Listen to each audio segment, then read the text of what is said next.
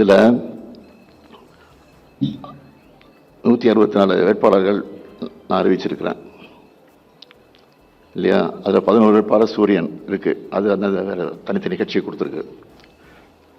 அஃபிஷியலாக திமுக வேட்பாளர் 164 சொன்னேன். அந்த 164 பேரில் பட்டம் பெற்றவர்கள் எவ்வளோன்னு கேட்டிங்கன்னா 125 பட்டம் பெற்றவர்கள். அதில் பெண்கள் 18 பேர் இடம் பெற்றிருக்காங்க. மகளிர் 18 பேர். முனைவர்கள் 7 பேர். மருத்துவர்கள் 15 பேர். பொறியியல் பட்டதாரிகள் 17 பேர். சட்டம் படிச்சிருக்கிறவங்க 29 பேர். அது மட்டுமல்ல, புதுமுகன்னு கணக்கெடுத்துக்கிட்டா 60க்கு மேல வருது. புதுமுகமே 60 பேர் மேல வருது. அதுதான் முக்கியமானது.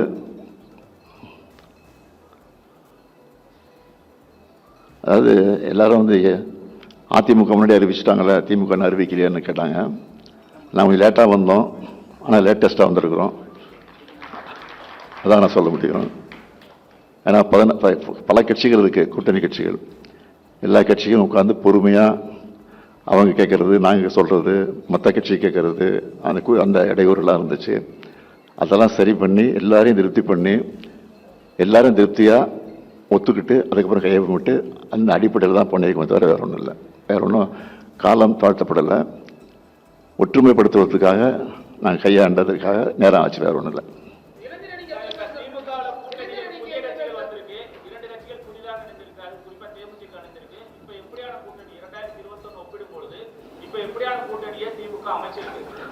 முதல்ல மகா கூட்டணி, இப்ப மகா கூட்டணி.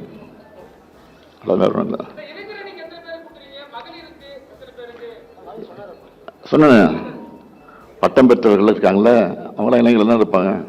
இளைஞர்னா இளைஞர் அணி மகளிர் அணி பிரிக்கல. இளைஞர்கள் மகளிர்கள் அப்படி தந்துட்டு வருகிறோம்.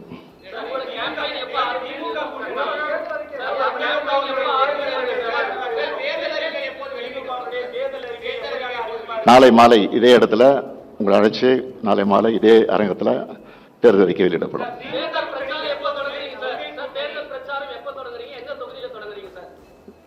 நான் 31ஆம் தேதி நான் தொடங்குறேன். அதே மாதிரி துணை முதல்வர் 31 கிளம்புறாரு. கனிமொழி 1-2 கிளம்புறாங்க நினைக்கிறேன். 30 கிளம்புறாங்க. இது வரைக்கும் முடிவு நடந்திருக்கு. பாக்கியெல்லாம் கலந்து பேசி அதெல்லாம் விரைவில் அறிவிப்போம்.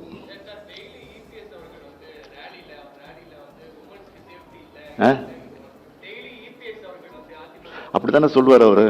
வேற ஒன்றும் சொல்றது வழி இல்லையா? இந்த ஆட்சி மேல இருக்கிற குற்றச்சாட்டு என்னன்னா அதுதான் சொல்லிட்டே இருக்காங்க திருப்பி. வேற ஒன்றும் சாதனை செய்யல, மது செய்யல சொல்ல முடியாது. அதை குற்றம் சொல்ல முடியாது. தான் திருப்பி சொல்லிட்டு இருக்காங்க.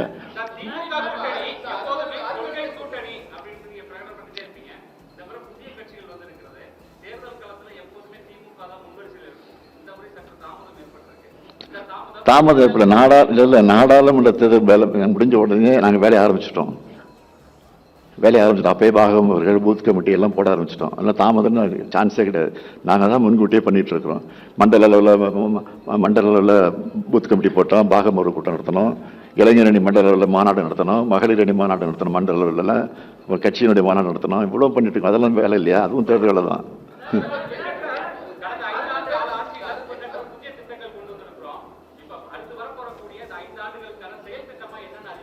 நாளைக்கு இன்ட்ரெஸ்ட்லாம் போயிடுமா சொன்னேன். நாளைக்கு தானே சொல்லணும். நாளைக்கு சொல்லுவோம். ஆமாம்.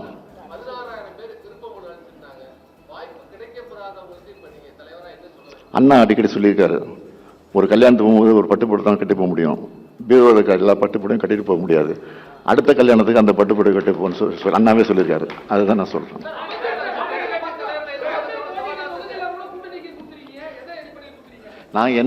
நாங்கள் வெற்றி வர வரோம் அடிப்படையில் தான் கொடுத்துருக்குறோம்.